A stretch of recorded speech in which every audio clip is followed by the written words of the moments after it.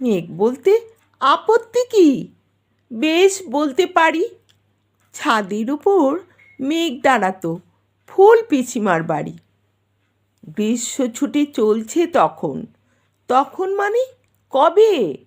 আমার যদি 14, মেঘের 16-17 হবে। ছাদ থেকে হাত ছানি দিত, ক্যারাম খেলবি? আয়। সারা দুপুর কাহাতোকার ক্যারাম খেলা যায়। সেই জন্যে জোচ্চুরি হয়। হ্যাঁ, জোচ্চুরি হতো। আমার যদি 14, মেঘের 15-16 মতো। ঘুরিয়ে দিতই জানতো খেলা, শক্ত ঘুটি পেলে জায়গা মতো সরিয়ে দিত আঙুল দিয়ে ঠেলে। শুধু আঙুল, বোর্ডের ওপর লম্বা ফ্রকের ঝুল ঝপাং ফেলে ঘুটিয়ে নিত ঘুটির দিক ভুল। এইখানে না ওখানে, হ্যাঁ এইটা না ওটা। ঝাঁপিয়ে পড়ে ছিনিয়ে নিল ঘুটির বাক্সটা। ঘুটিরও সেই প্রথম মরণ। প্রথম মরা মানে বুঝবে শুধু তারাই যারা ক্যারাম খেলা জানে। চলেও গেল কদিন পরেই।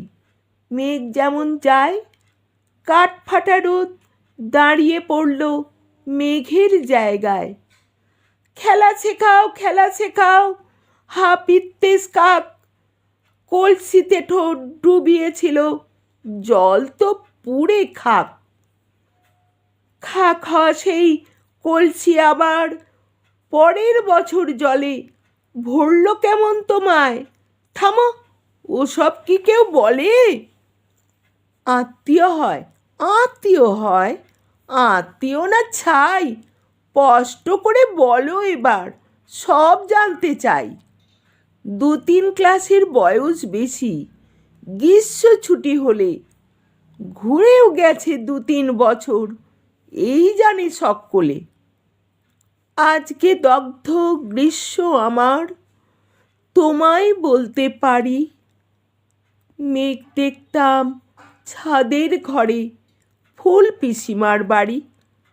মেঘ দেখতাম ছাদের ঘরে ফুল পিসিমার বাড়ি।